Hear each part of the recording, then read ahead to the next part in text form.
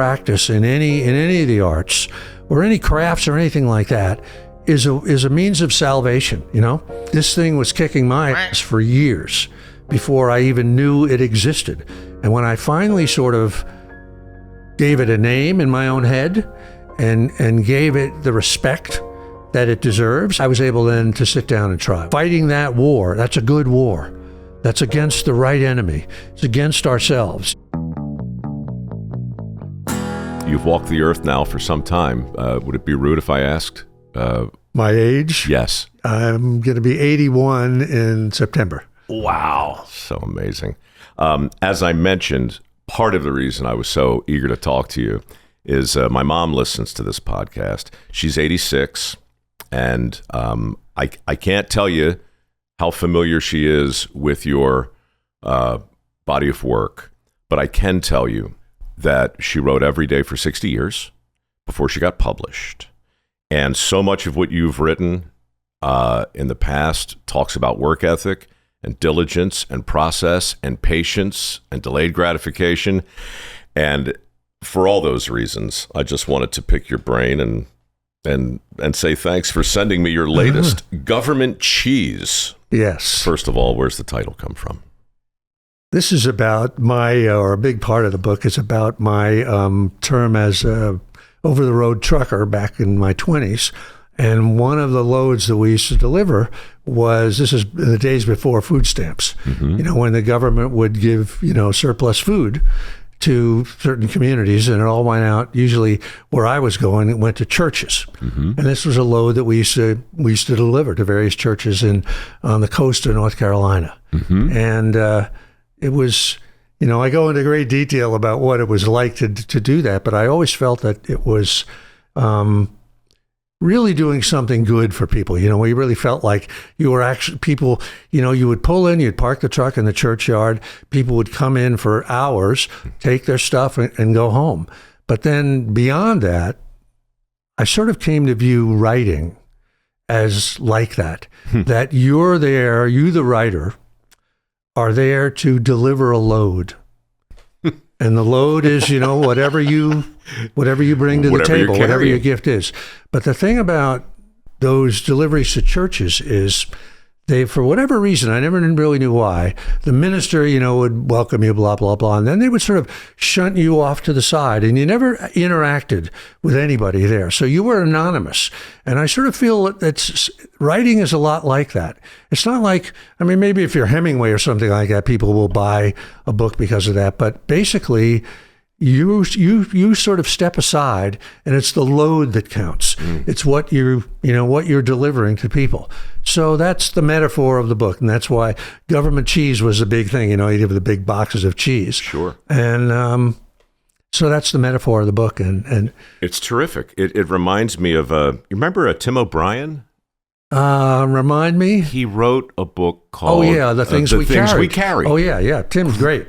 Best book out of the Vietnam War, yeah. Yep, I thought so too. I like Sheehan's too, A Bright and Shining Lie. That was good too. It was pretty great. Yeah. But O'Brien just snuck up on you with those metaphors. Yeah. And I was just thinking of him this morning, because I went for a long walk, as I try to do every morning. But when I'm home, I take a 40-pound ruck, right? Because I don't have to walk as far to get the same effect. But I think, man, it's just extraordinary. Like the weight of the iron in your pack, the weight of the cheese in the truck, the weight of the ideas in your mind, and your ability to somehow get all of that to your audience. It is an amazing metaphor. Why'd you wait 80 years to use it? And I don't know, but the other sort of interesting thing about delivering a load to churchyards and stuff like that was it was a great feeling when the truck was empty. And I know you can relate to this. You come in, it's full, you leave, it's empty. You sweep out all the little shavings and stuff like that. And you really feel like I've delivered something here. I didn't make it. I didn't make this food, but I delivered it. So that was the metaphor for that. Not to get too pedantic about it, but what kind of cheese was it? You recall? I think it was, I really don't know. I guess it was American cheese, because it came in the big boxes, Like wheels, like a nice sensible cheddar. No, I think it was just squares, big blocks, like square blocks. You never got one as a kid? We must have been poorer than we weren't you on guys. food stamps, Chuck. No, I don't think we were on food stamps either, but I do remember getting a big block of cheese. Maybe it fell off a truck. I don't know. It's amazing how many people I've run into since the book came out that tell me, my family got that stuff too. I remember that. I think they should bring it back. I don't know.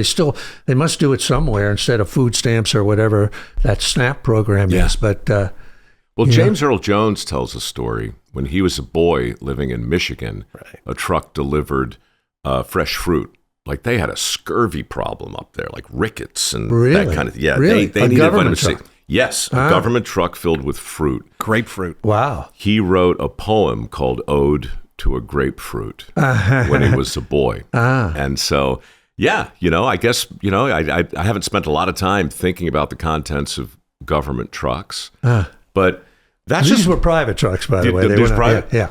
But it was a regular trucking company that did other stuff as well. But it's this government was one cheese. Contract, yeah. They had this one contract with the state of North Carolina. But on the subject of Tim O'Brien, just for a second, a book I'm working on now is a book where I've sort of picked 36 great books that you should read if you're a young lieutenant at West Point or wherever it is. Yeah. And the one book that I picked from the Vietnam War is Tim O'Brien's The Things They Carry. So if he should happen to be listening to this show or watching it, I salute him for that. Well, Matterhorn, another great one coming out of there. I didn't have enough room for that one. So this current project is going to essentially be your picks, 36 picks. Yeah. But for whom exactly? I don't even know where this idea originally came from, but it would be for something like West Point cadets or young, Marine officer candidates at the basic school, but also for anybody that's like in the corporate world or an entrepreneur or anything like that is trying to, it's sort of like the canon, in a way of what you've got to read, you've got to know if you want to advance yourself. The essentials. In any kind of way, the essentials. But for me, since I've written a bunch of books that are kind of military themed books, as you know, a lot of them set in the ancient world, but by no means am I like a classical scholar. It's like I've sort of drilled down in a few little quirky spots. So I know a lot about a few little quirky things and not about a lot of other stuff. So this is sort of my quirky collection of what, like one of the books I have in there, I don't know if this is even what you want to talk about, Mike. This is it. It's it. You're reading my mind. Is a book called The Memoirs of Baron de Marbeau, which nobody's ever heard of, I'm sure. Mm-hmm. But he was a hussar, cavalry officer in the Napoleonic Wars. Mm-hmm. And he wrote this really long, thick thing of, just his crazy adventures that they had, fighting, everywhere. Austerlitz, he was everywhere. And so that's a book that like nobody would put on their list. This is not going to be on the commandant's list or anything, at West Point that you have to read, but it's a great, great book. Why? Why is it on this list? Just because it was so much fun to read, and also because I wanted over the course of these books to hit the subject of war from every angle possible. Like the first book here is the Iliad. Mm-hmm. So it starts kind of serious, and Thucydides' history of the Peloponnesian War, blah blah. And there's a lot of books that are like, war is hell. This is that kind of thing. But for Baron de Marbeau, war was a crazy swashbuckling adventure. Oh, this reminds me of Fraser. And George MacDonald Fraser, the Flashman Chronicles. Yeah, that stuff. Yeah, I mean, he did. I thought for historical fiction, he just made it accessible. For me, anyway, that Flashman series, all 15 of them, I learned more about Lucknow and Kanpur and the Victorian age, and it was such. I love those books that take you, to another place that you would never know anything about. Time machines. Yeah, exactly. I think Stephen King described books as time machines. I kind of feel that way about when I do something that's historical, in the sense that I'm not reading about it. I'm like inventing it, or imagining myself back into it. And a lot of times you don't really know, you're making this shit up, you know, a lot of the time. Oh, yeah. Or that's a bad way of putting it. The right way of putting it, I think, is you're imagining yourself into a world and bringing what you know about men in groups, that sort of stuff, and projecting it into another era. I heard you once, let me see if I remember it right. I am a soldier. It's the only life I've ever known. Ah, yeah. Okay. Yeah. First two lines of... That was the start of The Virtues of War about Alexander the Great. Right. And you did not know what that book was going to be about. I've read this stuff. You did not know. But you knew that those two lines hummed and throbbed and had to be on the page. So you write them down. And I'm only bringing this up because you parenthetically moments ago said... I don't know where the ideas come from, but I would like to understand where the ideas come from. Well, let me give you the full story of that, because this is a subject I'm really passionate about. 2 sentences popped into my head from nowhere, right? I have always been a soldier. I have known no other life. And when they came to my head, I thought, I knew these were the first 2 lines of a book. Coming from the muse, coming from wherever. But I didn't know who was saying them or what this book was about, you know? And I sort of sat with it for months. And then one day, it also popped into my head, this is Alexander the Great. And so I thought, oh, shit. I mean, if I'm going to write this book, I have to write in the first person as Alexander the Great. How does it pop into your head, Steven? What do you mean it pops into your head? Anything pop into your head, you know, when you're in the shower or something? I mean, it's sort of like, you've heard a million of stories I know of, like somebody like Tom Waits is a famous story of driving down the freeway and some song that was one of his hits popped into his head, you know, complete, start to finish, and he had to like screech off to the side of the freeway and write it all down before it went away. Steven Tyler says he woke up so agitated one morning and wrote Dream On, Aerosmith, start to finish, in real time, came to him fully formed. I absolutely believe it. I mean, I've heard Bob Dylan say that he doesn't even remember writing the songs that he wrote, you know? But this is a really deep subject of where do ideas come from, you know? And where do your mother's ideas come from, those 50 stories, you know? Yeah. How did she know to do that?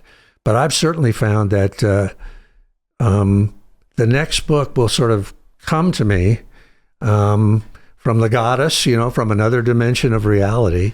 And I know Roseanne Cash says that a writer or songwriter has to have a catcher's mitt to catch that idea that comes along before it winds up in that book. Lucinda Williams' repertoire.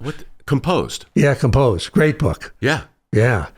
Anybody that's listening, Roseanne Cash's great autobiography or memoir, Composed. Did she, God, I hope I'm remembering it right, but didn't she have a nightmare of sorts? She had a dream, a famous dream that I've quoted like about 15 times.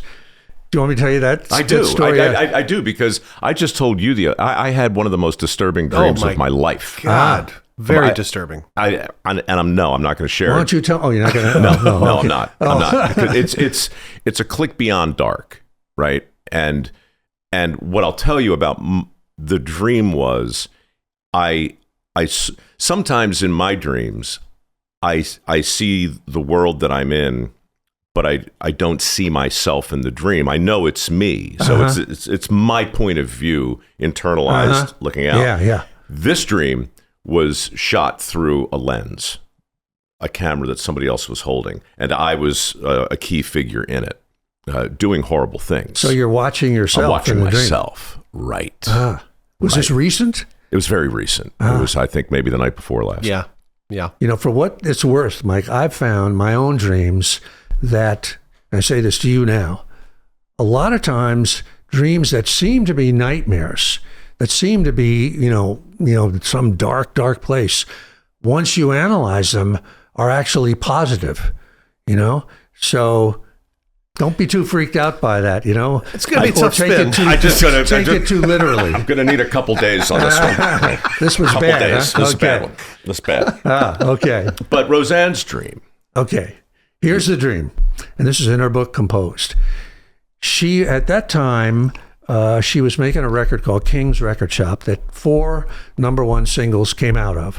But she always felt, or she hadn't quite acknowledged to herself, that she wasn't doing what she really wanted to do. She really wanted to be a songwriter, really wanted to write the material, and instead she was, writing or singing other people's material. So she had this dream, and in the dream, one of her idols was Linda Ronstadt.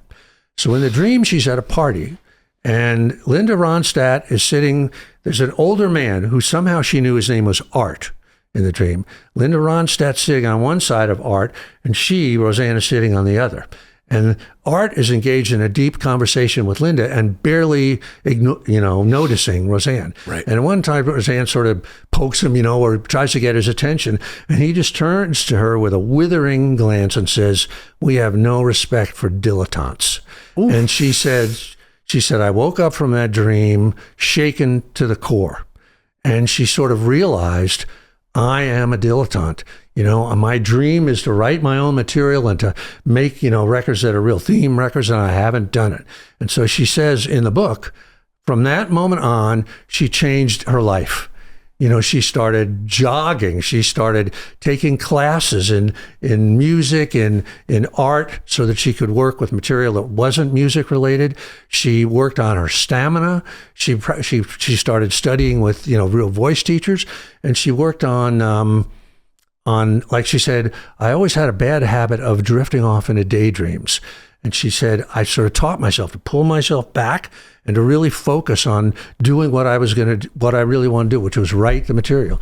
And the quote that the end of this chapter is something like, see if I can get this right.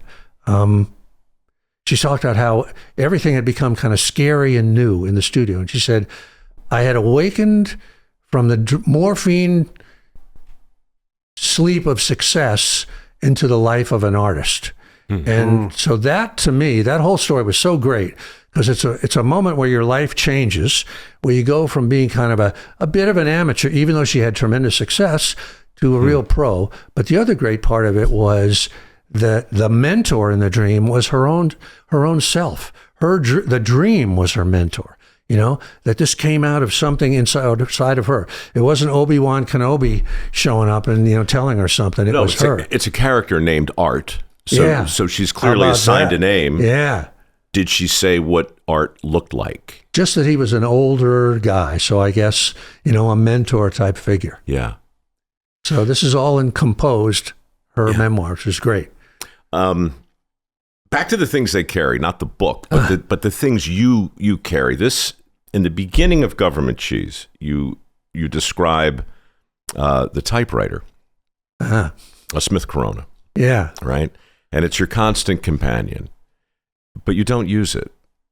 It's just this talisman that's with you, taunting you, reminding you that you're supposed to be using it while you're doing all of these other jobs, which I got to get into as well. But my point is, when you describe what it takes to write a novel, a book, on a typewriter like that, I think there are very few living writers today who know what you're talking about. But I think of Hemingway and the violence.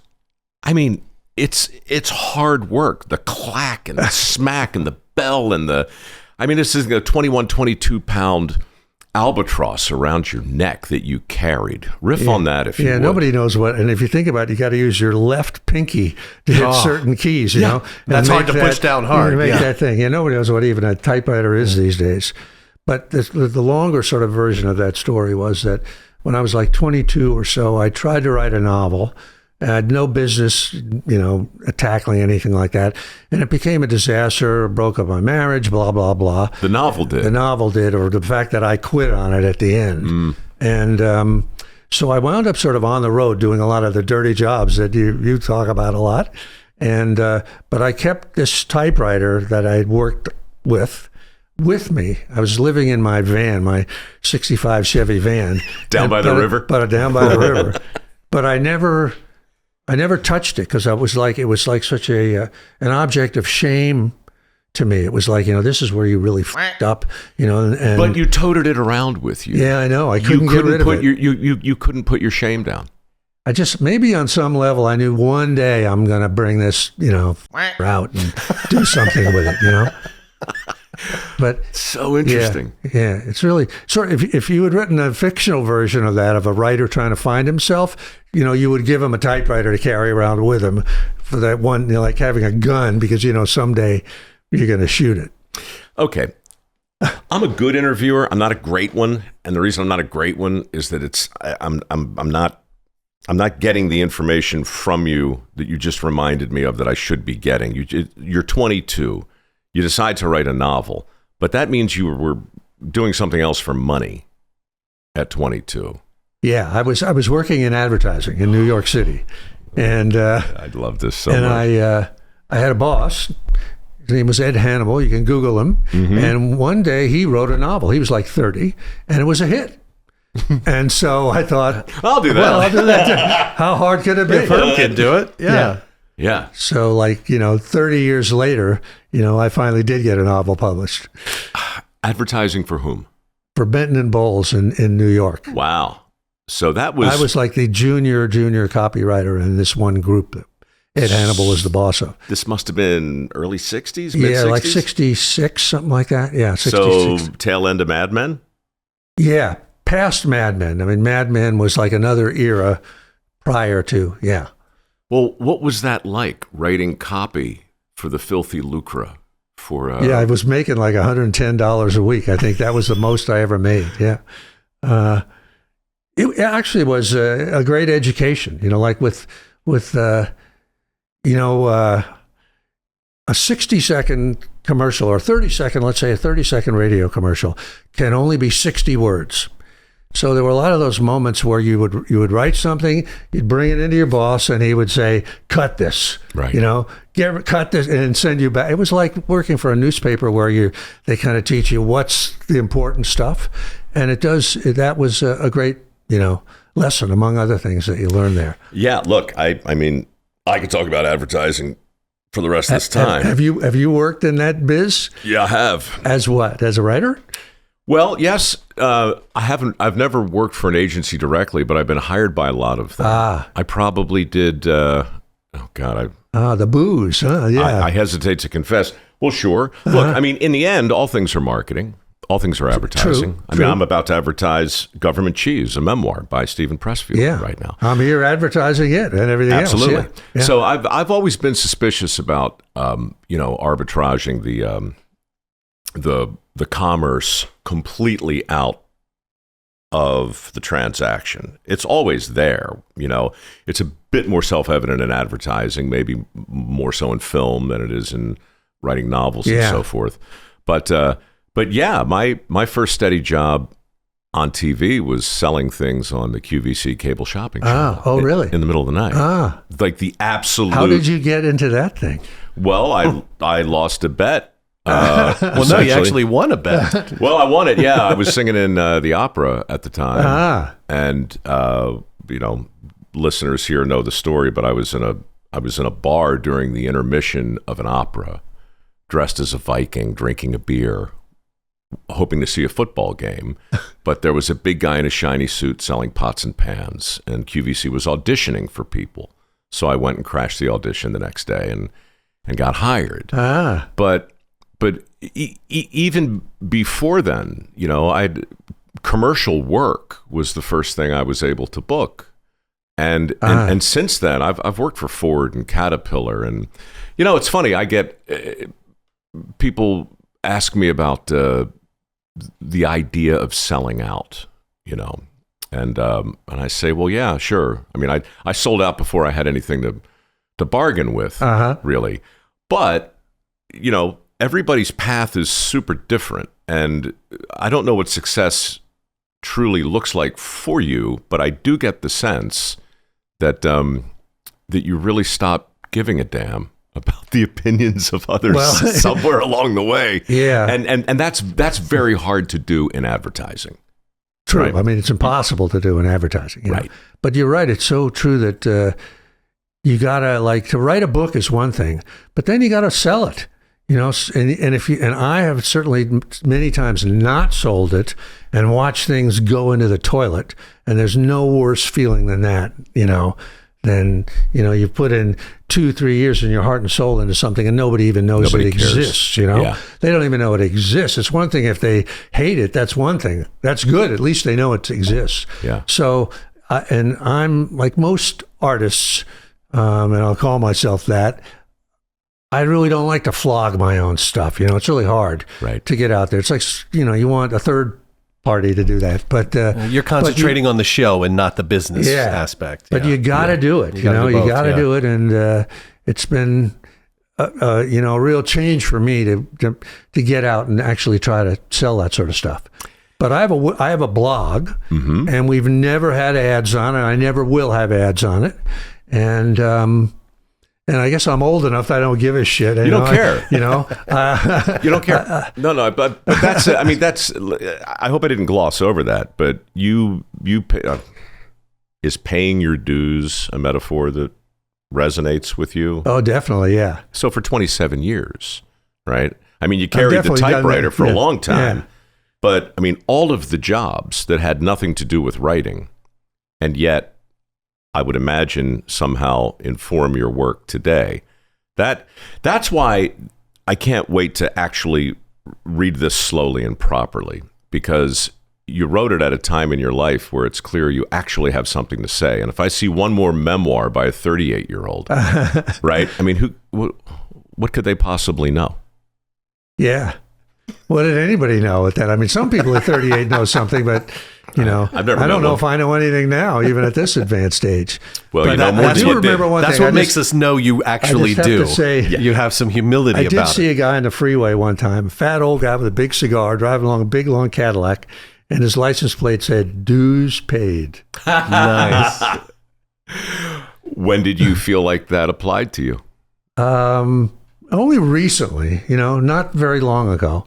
I think when I wrote Govt Cheese, which was like 2 years ago or something like that. Was it hard to write? It was hard to start to write.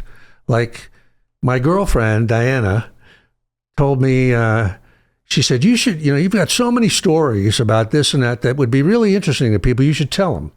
And I thought, who wants to hear anybody's, bogus stories of, but so little by little, she sort of wore me down, and I sort of started to think, there is actually a theme here. It's really about something. It actually will, be useful to people, I hope. Mm-hmm. So I just it was really hard to start, but once I started, then it was kind of fun.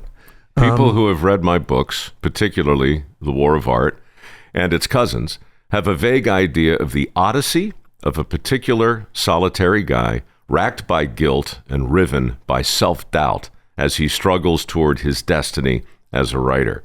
But they have only the scantest conception of the particulars of that journey.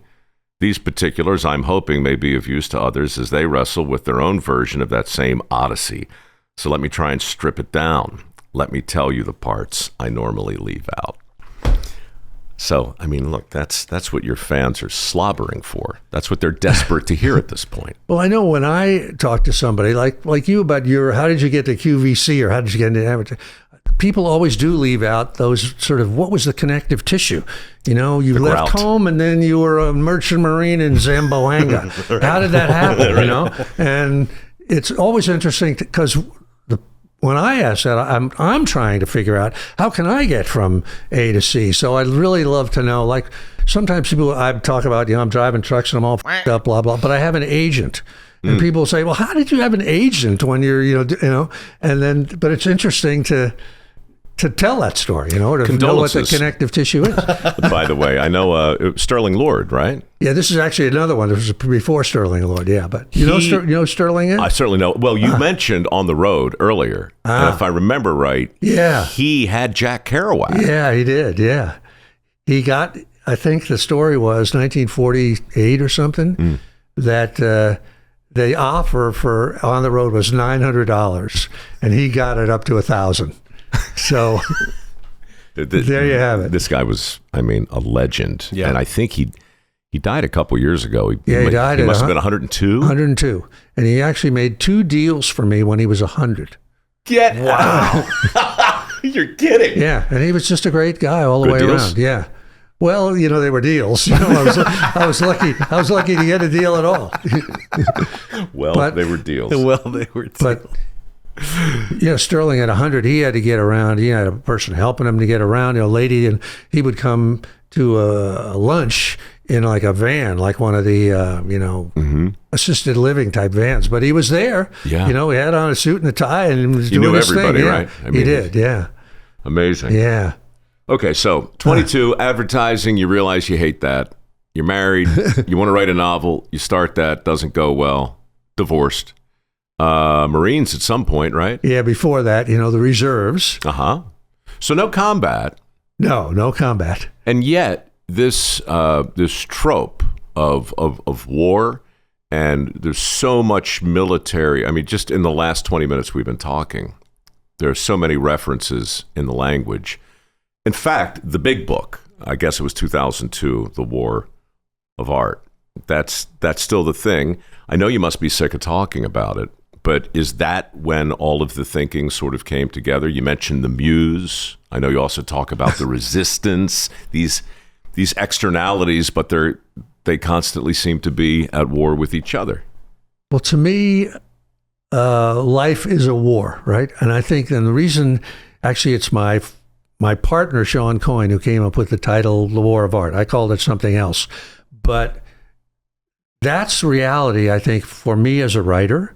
There's a war of art, and the war is inside your head, and you are the enemy.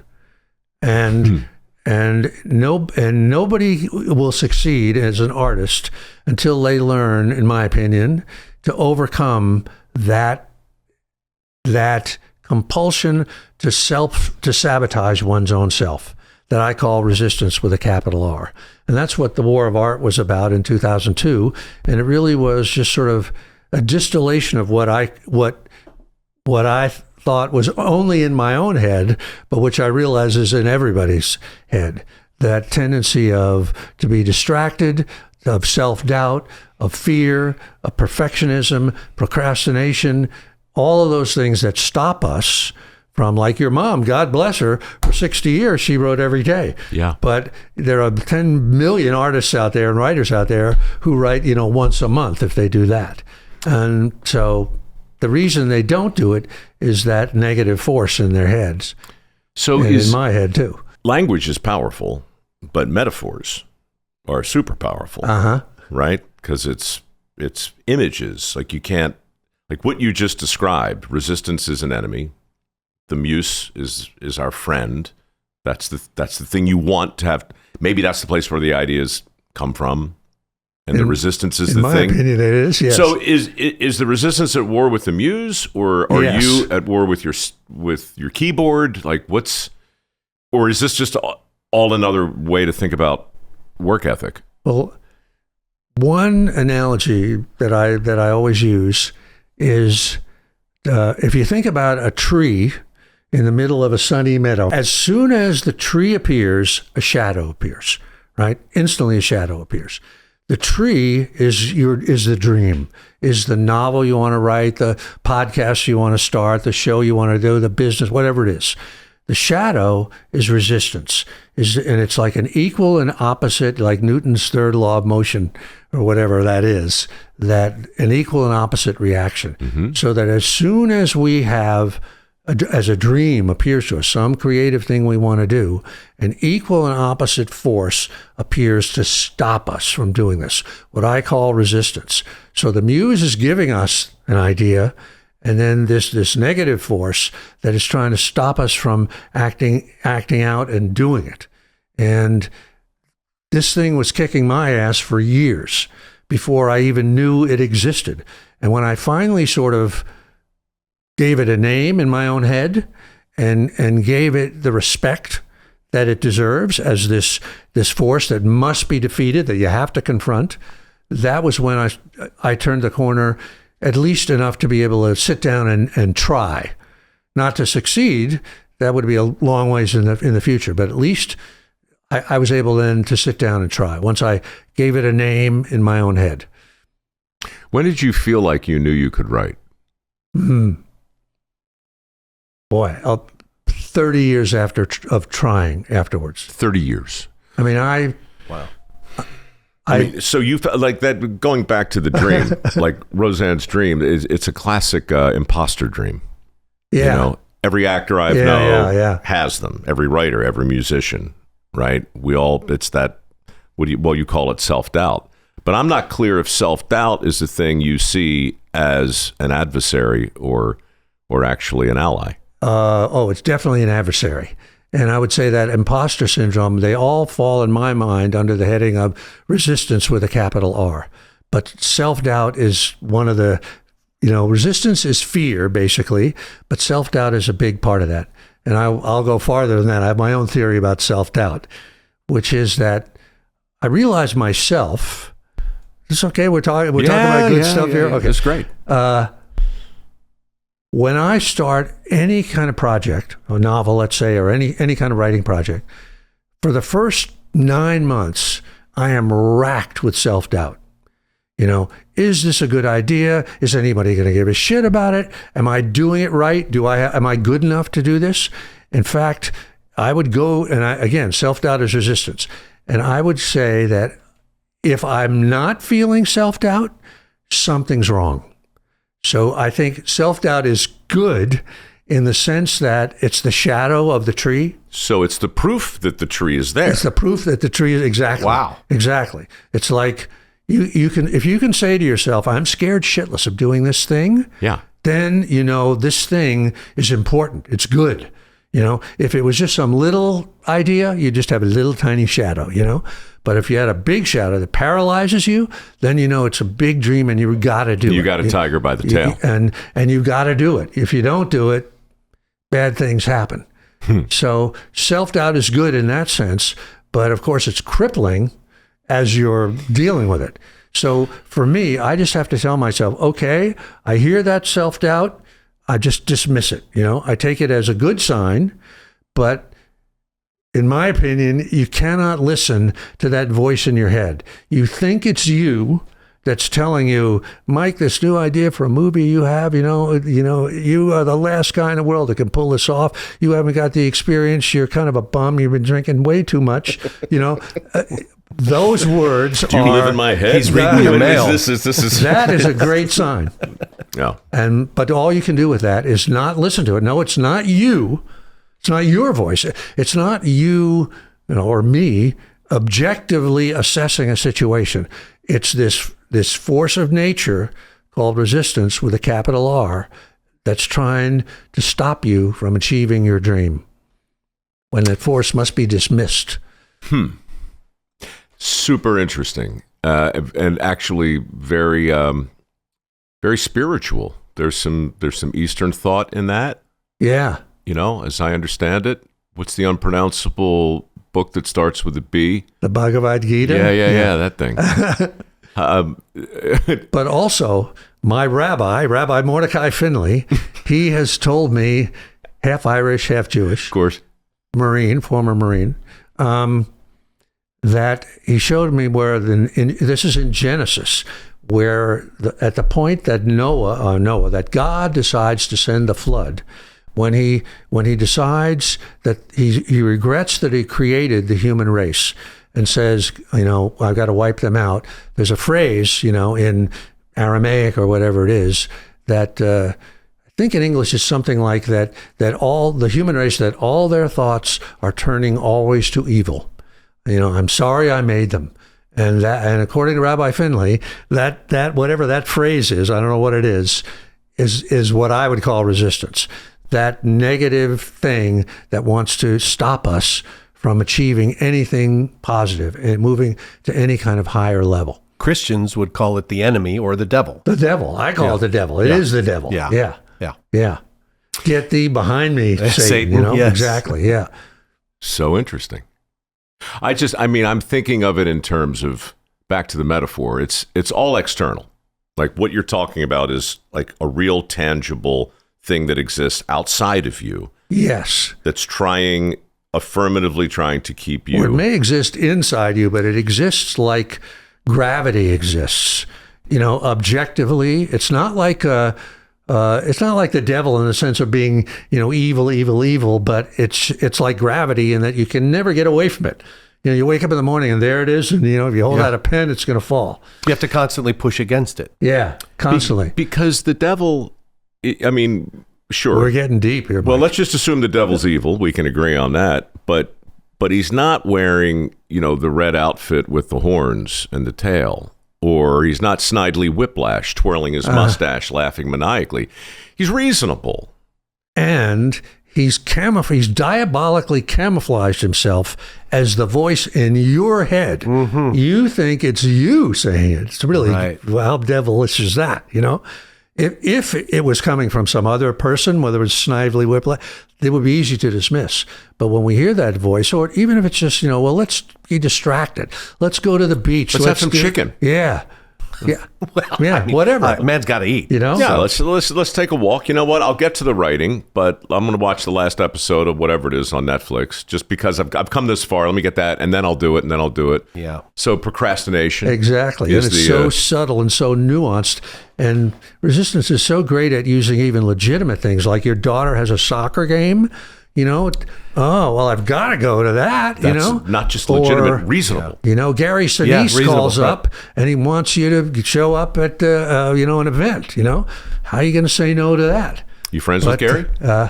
What? Are you friends with Gary? No, but I just know him, through Scott Mann. I know of him through Scott Mann. Let me tell you something about Scott Mann. That son of a bitch is hard to say no to also. You know what he got? He got me to write a foreword for his book. No, Mike. He got you to write a blurb plus. A blurb. Yeah. I wrote a blurb too. But you can't say no to Scott. I wrote a 2,000-word blurb. He's doing such good stuff. How long was your blurb? Yeah, it was like that long. Yeah. You wrote 2 sentences. No, he literally sat right here, right after we had an amazing conversation. This is such a Green Beret move. This is such a Green Beret move. But he's like, hey, man, I hate to ask you, but I think the world of you. And if you could write a foreword for the book, the book we'd been discussing for an hour. I said, you know what? I'd be honored. And then he left and he called Chuck, and I realized he needs this thing in like 3 weeks. And I've got a year's worth of work to do in the next 3 weeks. Like the last thing I'm not going to write. So I called him back and it's like, hey, man, what about a blurb? And he was like, yeah, blurb would be fine. Could you say this? I said, sure. And then maybe, could you say this too? I said, yeah, I probably. And then it became readily apparent that Scott Mann doesn't know what a blurb is. Okay. So he said, think of it like a blurb plus. Honest to God, this is a true story. I sat down to do it, and like 2 hours later, I had a pretty decent forward. But so is he clever? Am I weak? Did I overcome resistance, right? Or did he just manipulate me? Like the manipulative retired Green Beret he is. Maybe a little bit of all of that stuff. But back, like what we were talking about, you have to sell, you have to market stuff, Yes. Scott knows you have to get the word out, So if he has a friend, Mike Rowe, who has a following, that's a great thing to do. How do you know him?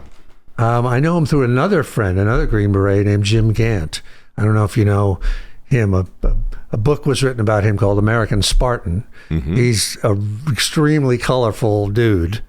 And Scott was a great supporter of him when he was in trouble.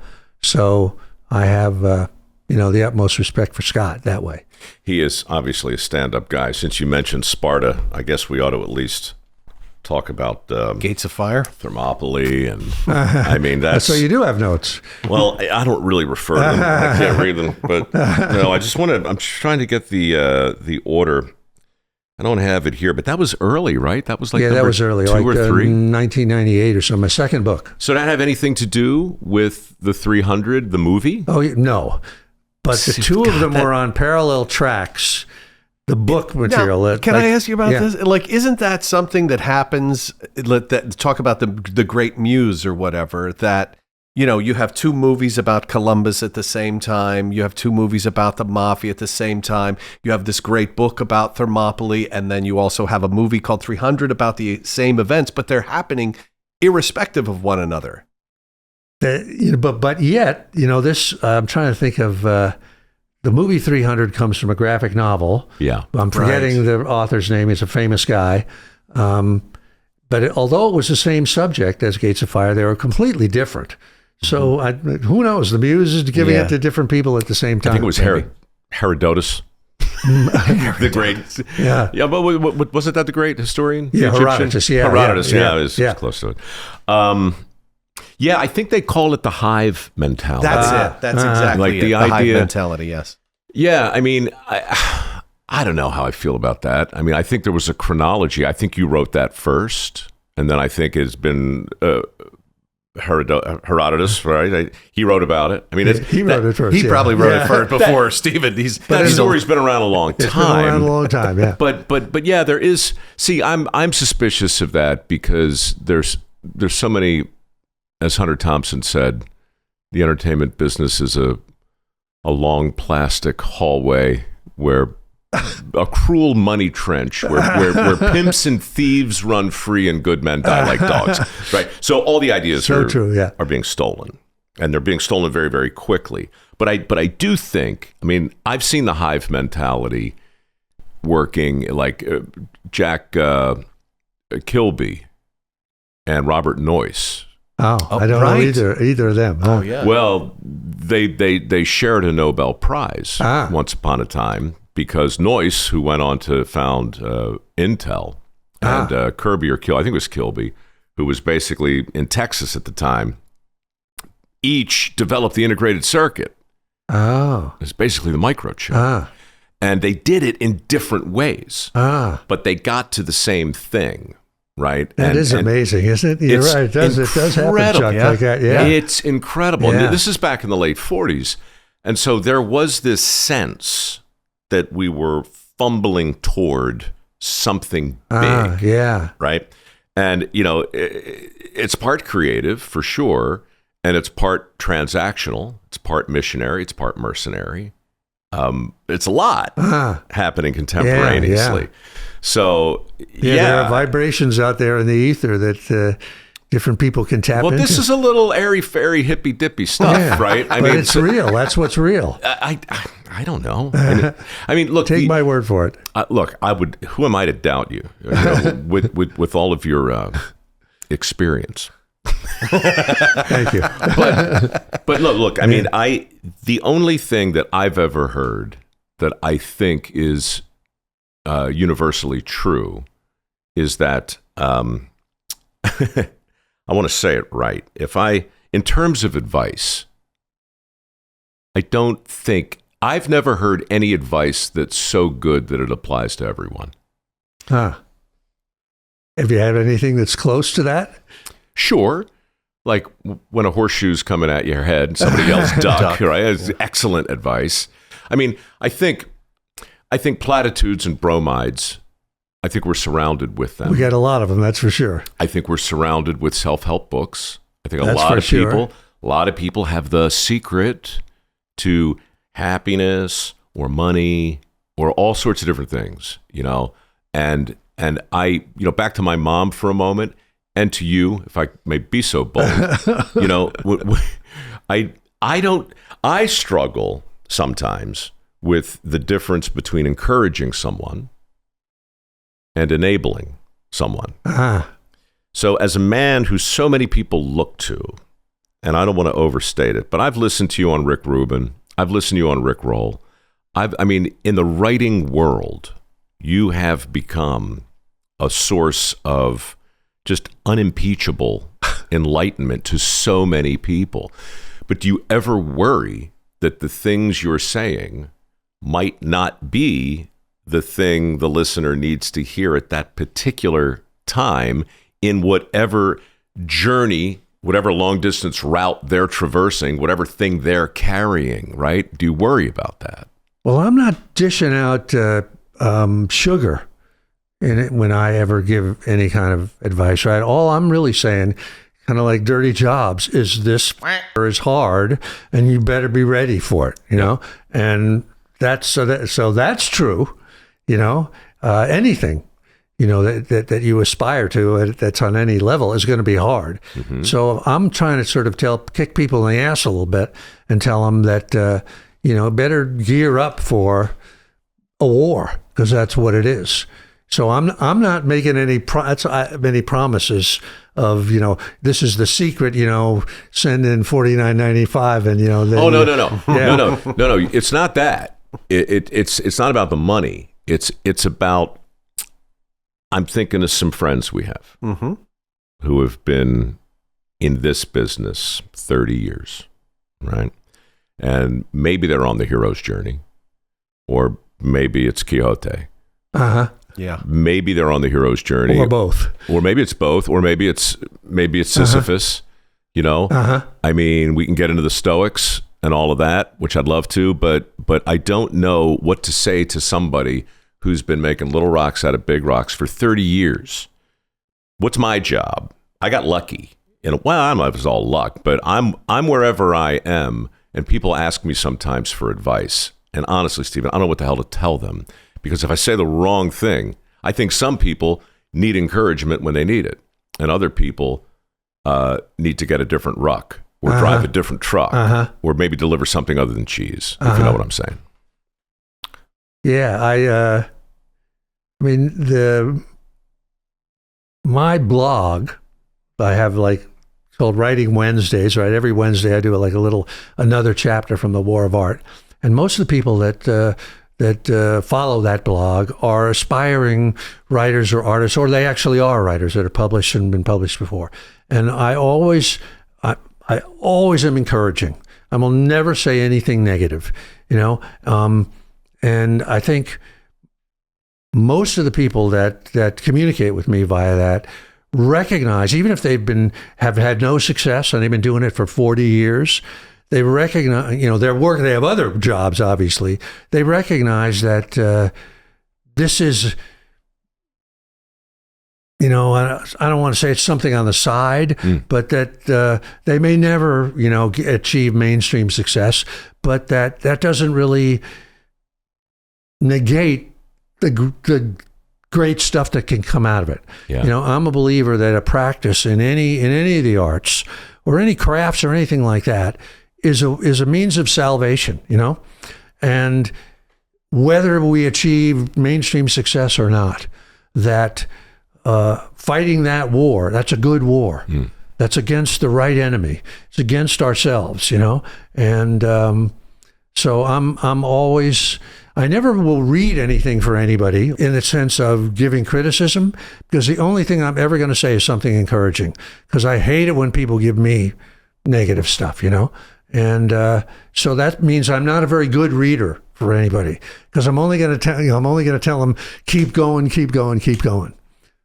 But this is exactly like my mom. And this is your mom kept going for 60 years. Mom, you honestly, you know what? I'll put you in touch with my dad. You guys can work it out. Well, I was going to say that I think you do have something that sort of fits all occasions, like the advice that fits anybody, no matter where you are, and that is your mantras for young writers, which is talent is bullshit, work is everything, right? I believe that completely. And I mean, if you are full of talent, it still works because it puts your talent in check. It says it doesn't matter if you're talented, you still have to put the work in. And if you're not talented, you got to work even harder. At least as a writer, you know, none of us is going to be Michael Jordan. But yeah, exactly. Yeah, there's well, everything to a degree. I mean, you need some level of requisite talent. Yeah, in anything, right? Obviously, some baseline. Yeah. Right. Like you're not going to be a world-class opera singer or a prima ballerina, right? If you're, I don't know, short, thick-boned, no arches. I mean, you know, right? So that's really what I'm saying. You know, how do you know, because you never offer a discouraging word, I guess that makes a certain amount of sense, you know, because when I pressed my mom on this, she said, Michael, she's into metaphors too, right? And she's not a war military, but she says, Michael, you know those marathons and people that run them and they run them and they get toward the end and they're so tired and some of them are just dehydrated and others are pooping their pants and they can barely put one foot in the other. I'm a spectator holding out a glass of cool water. That's what my books are, you know. But she's also a marathon runner. She stayed with it for 60 years. Yeah. But I can tell you in terms of if we had everything that I'd written since I was like 22, and it started over there, that would be dog shit. This would, but Right. finally, 45, 50 years later, it reaches a certain level where at least it's readable. So I don't want to discourage anybody that's over there, because if they keep working, and if they have a modicum of talent, then you can get better. Yeah. And you do get better. But whatever the matter of degree might be, you're always going to say your work ethic, your capacity to process delayed gratification, your curiosity, those things are in your control. Your talent's not, right? Yes, true. Exactly. Yeah.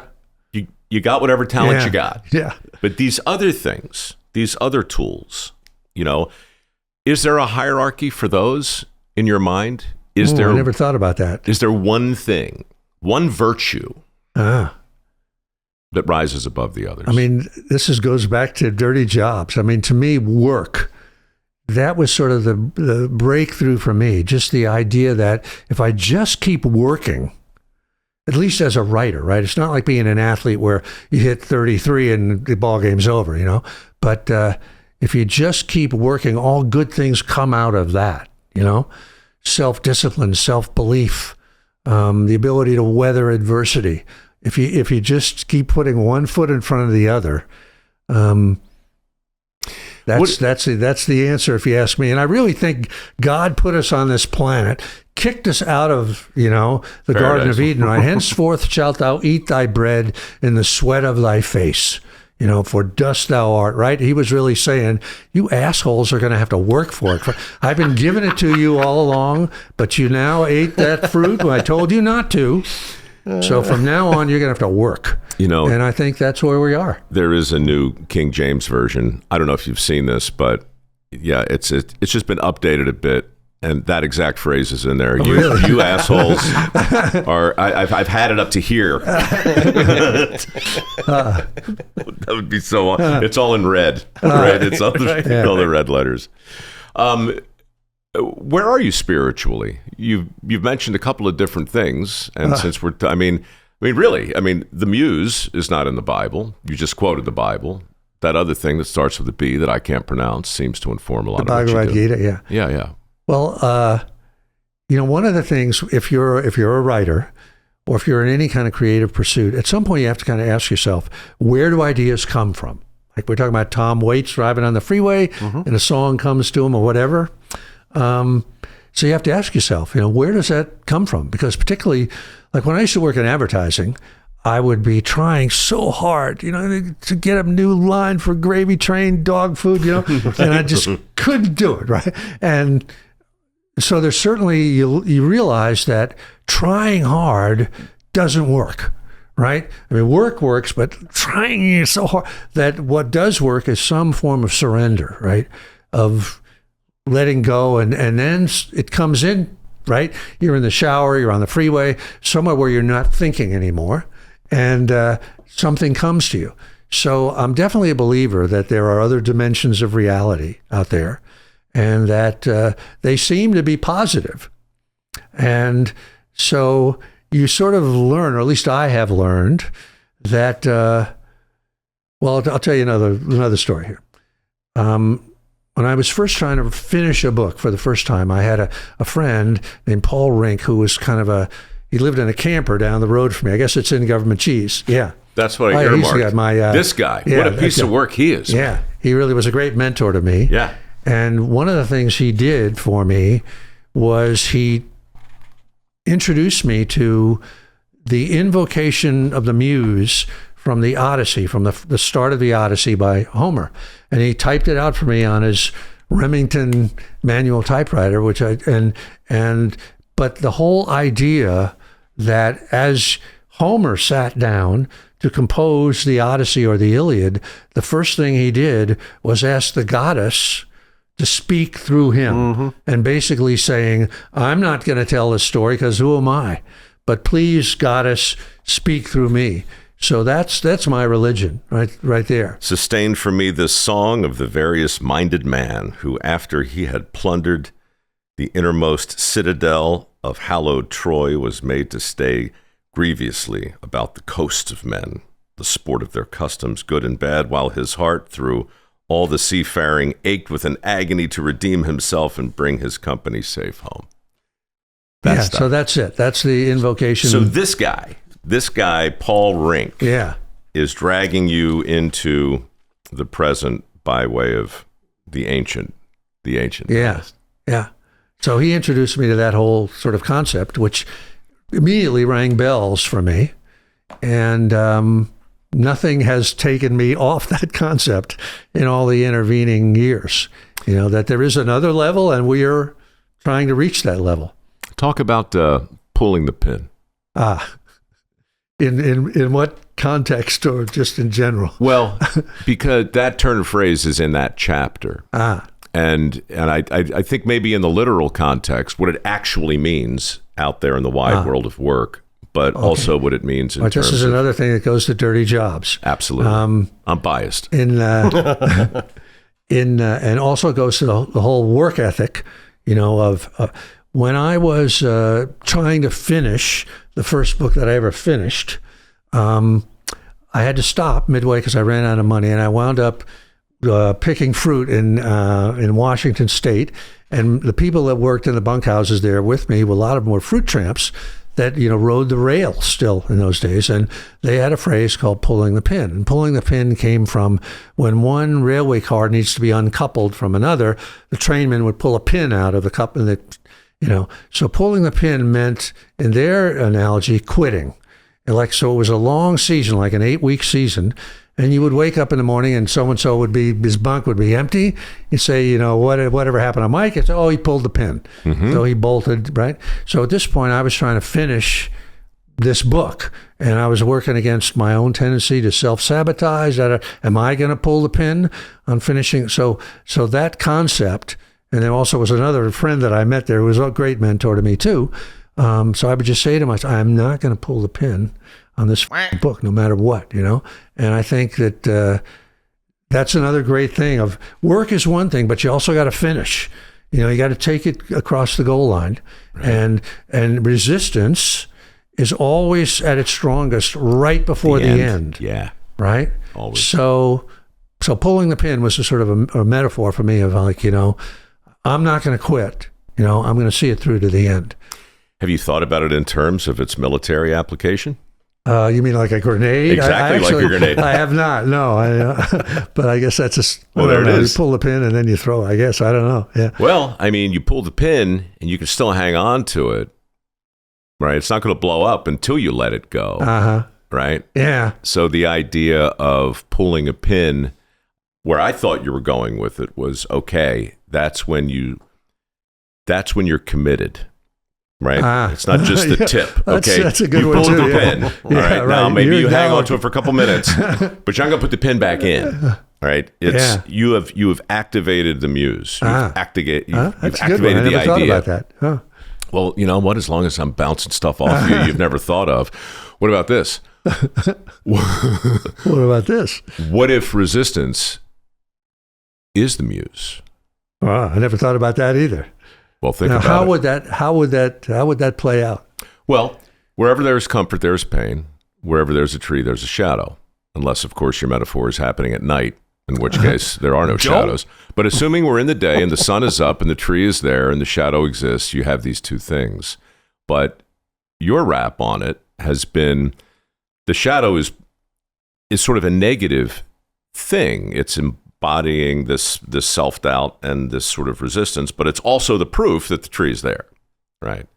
So I guess what I'm saying is without the pain, without the self-doubt, without the difficulty of the task at hand, what's the point? Where is the, you know, like, what's the point of being brave? Where's the virtue and courage if you're not scared shitless? If you don't overcome the thing. That's pretty good. So that's two sides of the same coin, really, right? So resistance, it's like in a story, you have to have a villain. Yeah. Or there's no story, right? Oh, yeah. You have to have a hero and you have to have a villain. So they do go together. There's no way to have one without the other. So, I would say they're connected, definitely connected. Greatest villain, or not the greatest, but your favorite villain? Yeah. In what? Well, I mean, in all of it. Like I was having this conversation with somebody the other day about Victor Hugo and Les Miserables. And we were actually talking about the musical, which was a pretty fair adaptation of the book. And my feeling was that's not really a story about Jean Valjean. It's really a story about Javert. Mm-hmm. It's really a story about, I mean, he is resistance. Mm-hmm. He's certainty. He's the stars, right? And without him, it's a sappy, bullcrappy, one-dimensional, empty, boring dream, right? Yeah. Like, so I guess what I'm saying is, where are we without the villains? Where are we without resistance? And what's the point of work ethic if it's not hard? Well, I would agree with you completely. It's like, where are we without gravity? Right? We would be floating, you know. I think this sphere that we live in, that's what it's about, right? That it's a sphere of adversity, beautiful as it is, right? We're all going to die. We all have to, you know, if we're in the wild, we have to kill something else every day and eat it. I mean, what a world is that? Who invented that world? I hear what Rabbi Finley has to say about that. And that's why what's interesting to me is that between the two is work. It's not genius. It's not talent. You know, it's work. It goes back to God kicking us out of the Garden of Eden, you know, and saying, you know, you got to grind from now on. You know, why do you reckon he put us there in the first place? That's a great question. I mean, is it a metaphor for like when we were apes and we could just pluck fruit out of the trees and then, I don't know, the big brain? I don't know. It's a great question. Well, the brain is a thing that I wonder sometimes. I've read different things about it, but the actual percentage of it that we affirmatively use seems to be fairly small. That's what I've always heard. I mean, I don't know what that means. I don't know either, but if you're talking about 60 or 70% of all that gray matter being largely the undiscovered country, then, you know, I just wonder, can the resistance live in there? Is the muse in there? Or is it truly, as you suggest, outside of us? It's a great question, you know. That's beyond me. How come whenever nobody has an answer, they tell me it's a great question? So Govt Cheese is out now. Yeah, it's been out for a couple of years, yeah. Well, but the most recent, the 36 titles is coming, or is that out too? Yeah, that's coming. That's in a couple of years. That's coming. But the book that Chuck has over there, the Daily Pressfield. The Daily Pressfield is the one that's out right now. This is the thing. You probably don't know it, but you sent me this, and it's... Yeah, I do know. I sent it, yeah. Well, it was so big and intimidating, and then I opened it up, and I'm like, oh, that's good size print. I can handle this. Look, it's got illustrations. What's going on here in week 14? Oh, that's kind of a metaphor of, that's me in my little Chevy van, and that's God come running away from him, and he's saying, you better stop and start writing, you know? And that's what that is. Vic Uhas, a great illustrator who did this, 52, you know, one a week. Mm-hmm. He really was challenged to pull an idea out and then illustrate it.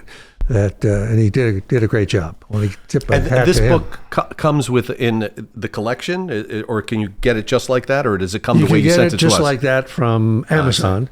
But we, like my girlfriend Diana and I, our garage is full of boxes of this books, and if you order from the website, you get that big package that you got that came with a little companion journal and blah blah blah blah blah. Yeah.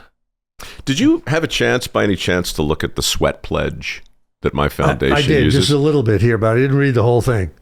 Tell me about it. What is the sweat pledge? Sounds like something I believe in 100%.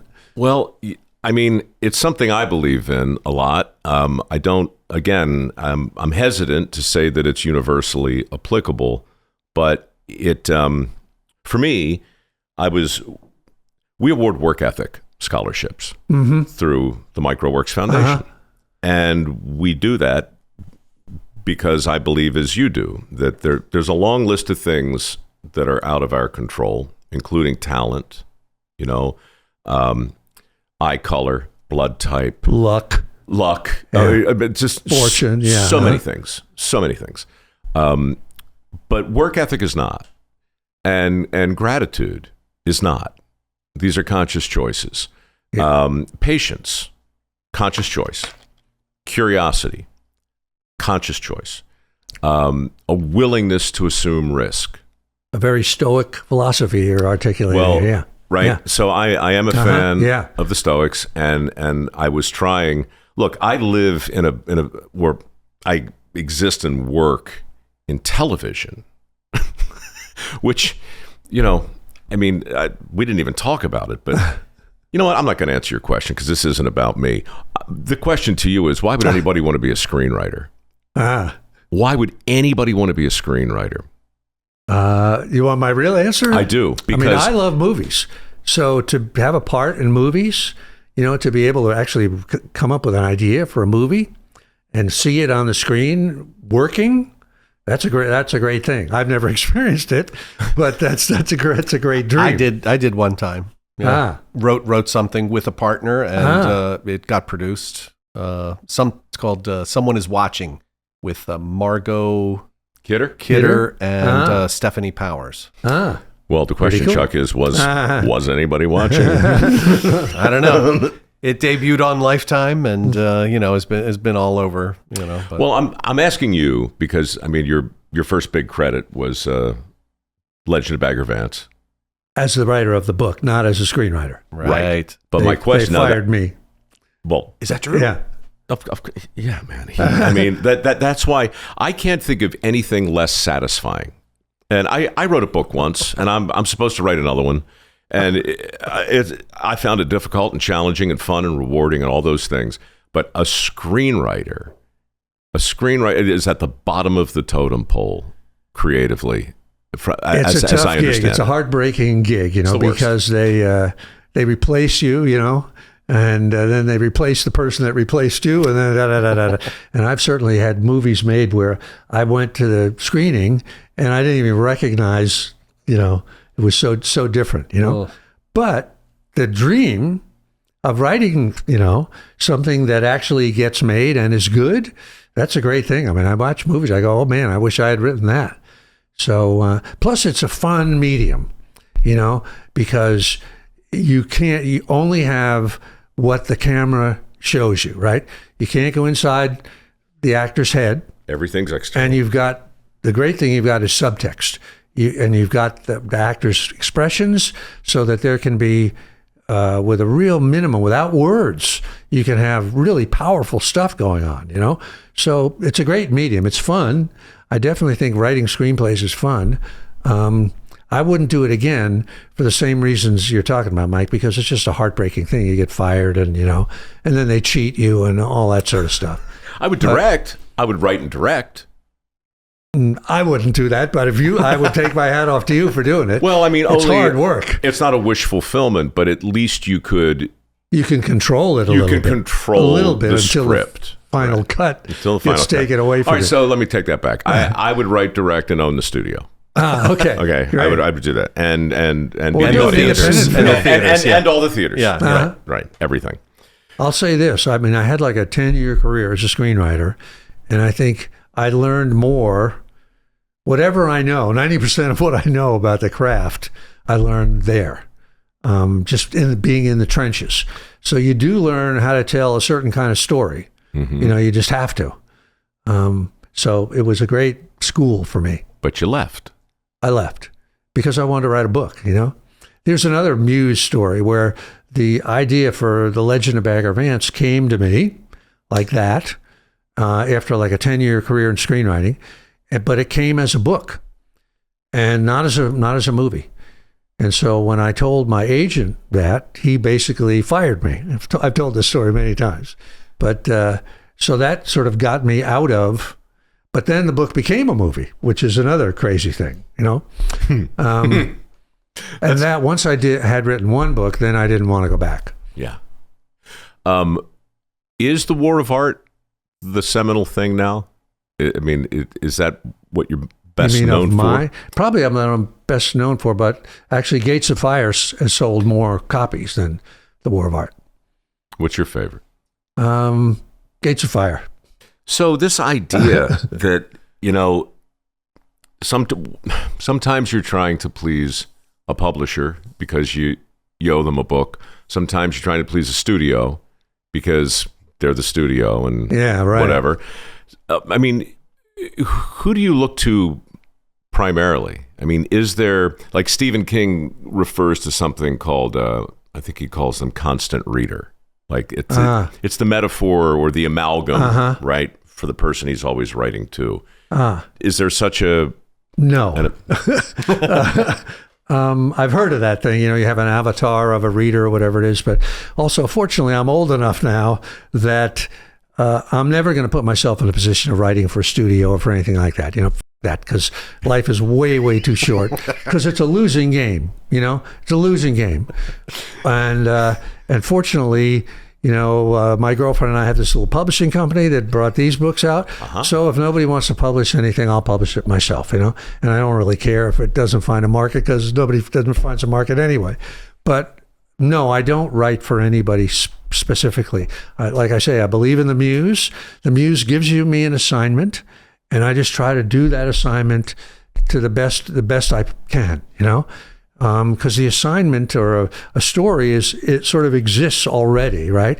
And you're trying to excavate it, like excavating a dinosaur that you found. Or knocking the marble off that doesn't belong to get to, David. Yeah, exactly. So that's all I'm trying to do, and I'm not trying to do it for any specific reader. Myself, I want to read it. I want to read it and like it. Steve, how important is it to? How important is your calendar? How important is scheduling writing? Not too important, at least to me right now. You mean like deadlines and stuff like that? No. I mean, just like the muse speaks to you and gives you an idea, gives you those 2 sentences to start a novel. Do you block out time on your schedule to say, well, I'm going to write from here to here, there to there?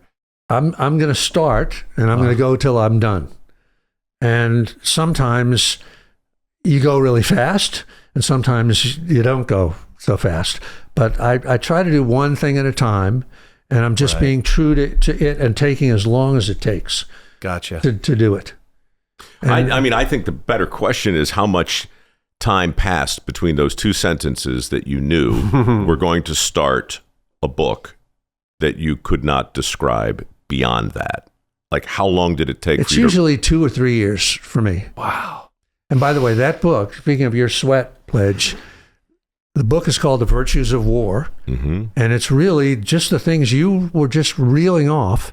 I have Alexander citing those same things: the willing embrace of adversity, patience, selflessness, all the things that you say we can control. So I'm with your sweat pledge completely. Well, thanks.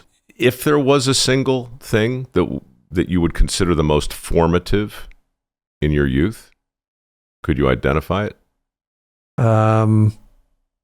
Probably it was the truck driving stuff that's in, I don't know if you call that my youth. I was like 29 years old or something like that. Yeah, you were still young. The things you carried. Yeah. What's the plan then? Just keep writing? Just keep working? Yeah, till they take me out. Yeah.